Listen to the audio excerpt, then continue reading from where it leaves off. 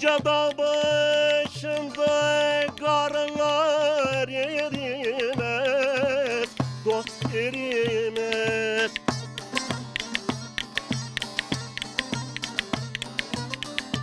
Sevenin gönlünde güller kurumaz.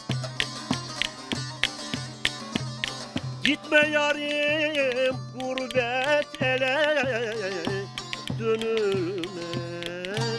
Yurduna eline kurban olayım. Yurduna